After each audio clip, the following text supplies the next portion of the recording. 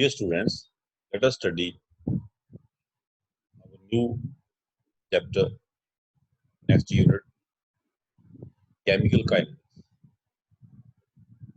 Chemical kinetics में हम क्या स्टडी करते हैं बच्चे? It is that branch of physical chemistry with study of rate of chemical reactions, factors affecting the rate of chemical reaction, and mechanism involved in the reaction. Chemical thermodynamics आपने 11th में study की होगी, उसमें हम study करते feasibility of chemical reaction, whether the reaction is feasible or not. Chemical kinetics हमें वो नहीं बताती. Chemical kinetics rate of reaction को स्टडी करती है, if the reaction can occur, factors जिन पे rate of reaction डिपेंड करता है, और mechanism involved, मतलब reaction आपका एक स्टेप में होगा या दो में या तीन में. That is studied with the help of chemical. What is meant by rate of chemical? What is meant by rate of chemical reaction? Rate of chemical reaction क्या है? जब भी कोई रिएक्शन प्रोसीड करता है, इतना तो आपको पता होगा कि reactants are consumed and products are formed. When reaction proceeds, reactant consume होते, product बनता. It means molar concentration of reactant decreases and that of product. Concentration reactants की decrease होगी और product की with respect to that increase or decrease in a particular span of time, rate को define करते हैं. So rate of chemical reaction can be expressed in terms of increase in concentration of reactant per unit time or increase in concentration of product per unit time. तो rate को आप express कर सकते हैं with respect to reactant as well as with respect to product. With respect to reactant करेंगे तो हम देखेंगे कि concentration कितनी decrease हुई in particular time interval, और अगर with respect to product करेंगे तो हम देखेंगे कि product कितनी increase हुई in a particular time interval. What is rate? Simple definition है बच्चे, rate of change of concentration of any one of reactant or product per unit time. जैसे 10 minutes में concentration change हुई 1 mole, 1 mole change हुआ, मतलब आपने 5 मोल लिए थे, 1 मोल उसमें से रिएक्ट करके बना दिया प्रोडक्ट. कंसंट्रेशन चेंज कितनी हुई बच्चे? 1 मोल 10 मिनट में. 1 मिनट में कितनी हुई? 1 mole. That is the rate. Simple. तो rate of reaction is equal to decrease in the concentration of reactant divided by time interval. Given time interval में रिएक्टेंट की कंसंट्रेशन कितनी डिक्रीज हुई उसको डिवाइड करना उसी टाइम इंटरवल से.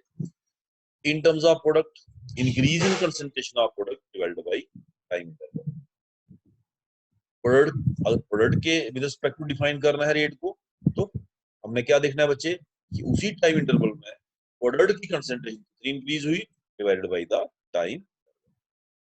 So it is rate of change. Simple definition: it is a rate of change of concentration of any one of reactant or product per unit time. Interval usually हम seconds में लेते हैं, ये भी याद रखना. Unit of rate of reaction, unit कैसे निकाला? हमने क्या किया? अब रेट ऑफ रिएक्शन की इक्वेशन देखिए, हमने concentration change divided by time. Concentration change divided by time, चाहे वो रिएक्टेंट है चाहे वो प्रोडक्ट. कंसंट्रेशन का यूनिट ऊपर आएगा, टाइम का यूनिट नीचे आएगा. कंसंट्रेशन का यूनिट आपको पता है मोल्स पर लीटर और टाइम का सेकंड. तो इसका कंप्लीट यूनिट क्या बन गया बच्चे? मोल्स पर लीटर पर. तो next topic is average rate and instantaneous rate of reaction. बच्चे जो रेट ऑफ रिएक्शन अभी हमने निकाला, concentration change divided by time, वो एवरेज रेट है. एवरेज कैसे है देखिए, कहता है reactant with the passage of time कम हो रहा है. Concentration of reactant is decreasing with the passage of time and that of product is increasing with the passage of time. तो लॉ ऑफ मास एक्शन कहता है, law of mass action states that a rate of reaction is directly proportional to molar concentration of reactant. Rate of reaction is directly proportional to molar concentration of reactant. Law of mass action. ठीक है, molar concentration of reactant क्या हो रही है बच्चे, decrease. Mean rate of reaction with passage of time क्या होगा, decrease. Is very important. Law of mass action कहता है कि rate of reaction is directly proportional to, अगर पूरा लॉ डिफाइन कर रहा हूं तो डिफाइन कर देता हूं, rate of reaction is directly proportional to product of molar concentration of reactant raise to power equal to their respective stoichiometric. Simple terms में कहना हो कि rate of reaction is directly proportional to molar concentration of reactant, यानी कि reactant की concentration पे rate depend करता है एज पर law of mass action. No, reactant concentration decreasing mean rate of reaction will also decrease with passage of. इसका मतलब rate of reaction is never uniform. Rate of reaction कभी भी uniform नहीं होता through the reaction. तो जो reaction rate हमने निकाला फिर by dividing, simply dividing concentration change with time, that is average rate. Average rate निकला। शुरू में रेट ज्यादा था रिएक्शन का, आहिस्ता आहिस्ता आहिस्ता क्या होता गया बच्चे, कम होता गया। में ज्यादा था, आहिस्ता आहिस्ता आहिस्ता कम होता गया। तो रेट जो निकला फिर क्या निकला, आपने तो पूरी इंटरवल का निकाल लिया। आपने सपोज 10 मिनट रिएक्शन किया, तो आपने 0 से 10 मिनट तक कंसंट्रेशन कितनी चेंज हुई उसको डिवाइड किया 10 मिनट से, तो आपने तो पूरी रिएक्शन का निकाला। शुरू में रेट फास्ट था, एंड में बिल्कुल स्लो है, मतलब आपने जो निकाला वो क्या था, एवरेज रेट। नेक्स्ट आता है इंस्टेंटेनियस रेट। इंस्टेंटेनियस रेट क्या है बच्चे, it is the rate of reaction at particular instant of time. Particular instant, जैसे आपने 10 मिनट रिएक्शन किया, आप चाहते हैं कि 5 मिनट पे रेट ऑफ रिएक्शन क्या था, मैं ये देखना चाहता हूँ। At 5th minute what was the rate of reaction, वो कैसे देखना है ना? हम क्या करते, उस टाइम पे small interval of time select करते। जैसे हमने 5 मिनट पे निकालना है, तो हमने वहां पे एक स्मॉल इंटरवल ऑफ टाइम जैसे 4.9 5.1 small interval of time select कर लेना, और उस स्मॉल इंटरवल ऑफ टाइम में देखना कंसंट्रेशन चेंज कितनी, उस कंसंट्रेशन चेंज को डिवाइड करना किससे बच्चे, small interval of time, that is called instantaneous rate of reaction. उसको हम क्या कहते हैं बच्चे, कंसंट्रेशन चेंज तो दिखनी पड़ेगी। परसेंटेज चेंज नहीं देखेंगे आप, 10 मिनट भी अटके रहेंगे, ये 10 मिनट पे निकालना है तो 10 मिनट ही देखेंगे, तो 10 मिनट एक पर्टिकुलर टाइम पे थोड़े परसेंटेज चेंज होगी। एक टाइम इंटरवल आपको सिलेक्ट करना पड़ेगा, तभी आप देख पाएंगे कि परसेंटेज चेंज हुई कितनी। तो you have to select in this case instantaneous rate, you have to select a small interval of time, ठीक है बच्चे, और उसमें देखते हैं परसेंटेज चेंज कितनी हुई। परसेंटेज चेंज को डिवाइड करें किससे बच्चे, टाइम इंटरवल से, small interval of time, that is called instantaneous. हमें क्या दे देगा बच्चे, इंस्टेंटेनियस रेट। लिखने के बाद यहाँ बोलना चाहूंगा in that small interval of time we assume that rate remained uniform। जो स्मॉल इंटरवल ऑफ टाइम पे हम ये अज्यूम करते कि रेट क्या रहा, स्मॉल इंटरवल ऑफ टाइम को हम सिंबॉलिकली रिप्रेजेंट करते हैं dt से, स्मॉल चेंज इन कंसंट्रेशन को सिंबॉलिकली रिप्रेजेंट करते हैं dx से। तो सिंबॉलिक रिप्रेजेंटेशन और इंस्टेंटेनियस रेट ऑफ रिएक्शन और सिंपली रेट ऑफ रिएक्शन क्या हुई बच्चे, dx upon dt, concentration change divided by time interval, small concentration change divided by small time interval. इस small concentration change small interval of time use करके जो हम rate of reaction निकालते हैं वो हम ग्राफिकली निकाल सकते। We can determine this instantaneous rate graphically. मैं आपको यहाँ पे लिखा देता हूँ, हेल्प ऑफ ग्राफ, ये बच्चे ग्राफ प्लॉट किया देखो। इसमें हमने क्या किया है, concentration change, this is concentration and this is time, time change, graph plot reactant का ग्राफ है। अब देखिए रिएक्टेंट की कंसंट्रेशन आहिस्ता आहिस्ता क्या हो रही है बच्चे, decrease.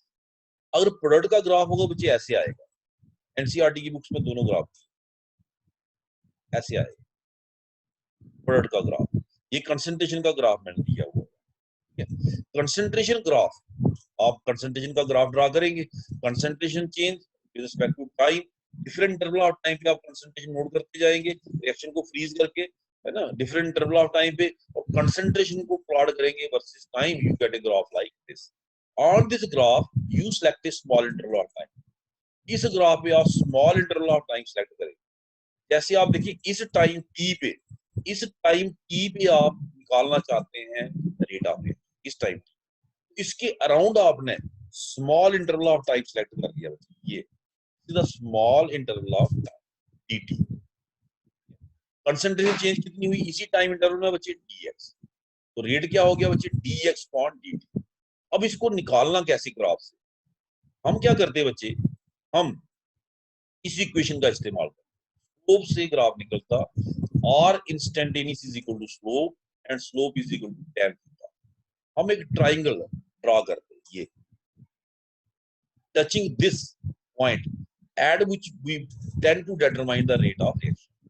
We draw this hypotenuse here, and tan theta, this angle tan theta is equal to perpendicular upon base, OB upon O, OB upon OB is equal to del x. This is total change in concentration, total change, and del T is the total time interval. Del T क्या बचे, total time interval। इसी को आप with respect to this small triangle देखिए, ये इसी triangle का एक छोटा रूप है। Theta is equal to this theta, 90 degree angle, here also 90 degree angle. मतलब इसी ट्राइंगल को हम छोटे लेवल पे लेके ऐसा मान के हम चल सकते हैं। तो here also tan theta is equal to what, dx upon dt। पर प्रोपोर्शनेट डिग्रीज है बच्चे, इसको देखिए आप, it is proportionate degrees. It mean tan theta is equal to OB upon OA del x upon del T is equal to dx upon T. So with the help of this graph, we can determine what instantaneous rate of reaction। याद रखिए बच्चे, हमने क्या किया, small interval of time select किया at the point at which we tend to determine the rate of chemical reaction। Now, next topic with respect to this is expression for rate of reaction। How to express rate of reaction? आपने देखा बच्चे कि rate of reaction can be expressed in terms of either of the reactant और the product. आप with respect किसी भी reactant या किसी भी प्रोडक्ट का रेट ऑफ रिएक्शन एक्सप्रेस कर सकते in terms of moles of reactant consumed in unit time और moles of product formed in unit time. जैसे हमने जनरल रिएक्शन लिखा A to B, if dA is the small change in concentration of reactant in time dt and dV is the small change in concentration of product in time dt, then rate of reaction can be expressed in terms of reactant as well as product by these two equations as disappearance of reactant A। rate of reaction क्या होगा बच्चे, dA upon dt। Minus sign क्यों लगाया, minus mean it is a reactant and its concentration is decrease, otherwise rate is always positive. Rate हमेशा क्या होता है बच्चे, पॉजिटिव।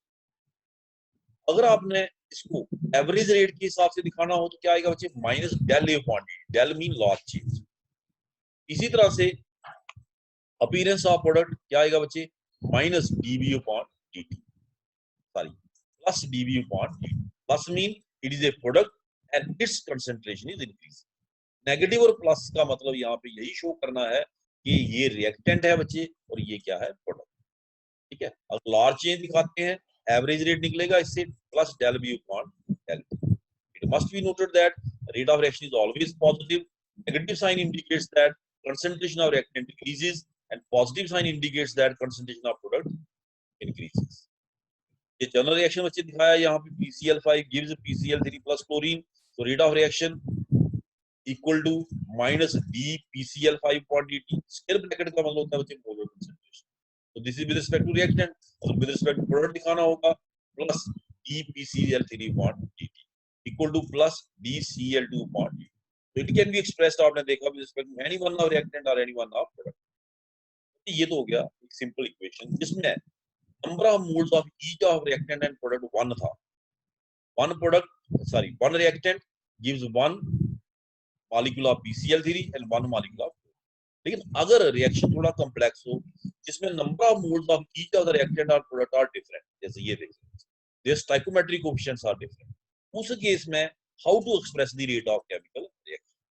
देखें, याद रखें। अगर आप इस इक्वेशन को देखें, rate of reaction of hydrogen is 3 times that of nitrogen. जितने समय में नाइट्रोजन का 1 मोल रिएक्ट करेगा, उतने समय में हाइड्रोजन के 3 मोल रिएक्ट करेंगे, उतने ही समय में अमोनिया के 2 मोल्स बनेंगे। It mean rate of reaction of hydrogen is 3 times that of nitrogen.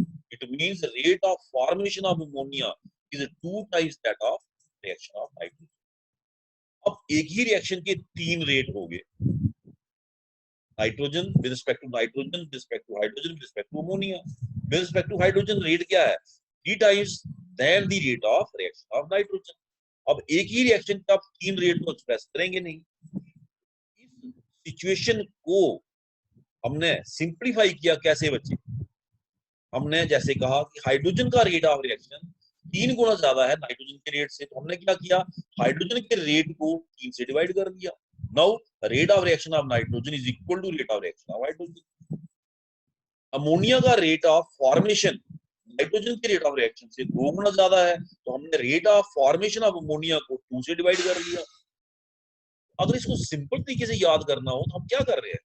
Basically rate equation को स्टोइकोमेट्रिक कोएफिशिएंट से डिवाइड कर रहे हैं। स्टोइकोमेट्रिक कोएफिशिएंट, जैसे हाइड्रोजन की रेट इक्वेशन को 3 से डिवाइड किया, 3 उसका क्या है? Stoichiometric coefficient. अमोनिया की रेट इक्वेशन को 2 से डिवाइड किया, 2 क्या है उसका बच्चे? Stoichiometric coefficient. ये बात समझ? तो मीन कहता है रेट एक्सप्रेशंस को इक्वलाइज करने के लिए हम क्या करते?